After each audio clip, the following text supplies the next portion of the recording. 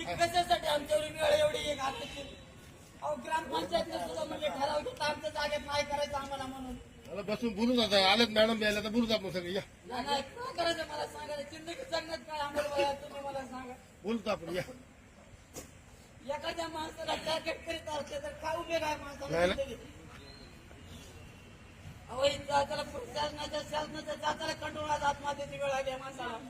या या या या मॅडम आल्या तर बोलून आपण या तुम्ही खाली आले तर ते निस्तारा होईल ना तिथं.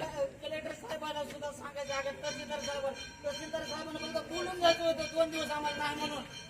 आम्हाला इथं बाया माणसं बसले 7 वाजता इथं बाया घेऊन बसलोय मी. खरं सगळं आता बुजून काही होईल नाही. अहो, लेकरं आता काही विषय होईल आता. काय असतं मला सांगा ना. 1 रुपया लेकराला चांगला माणूस देत नसतंय.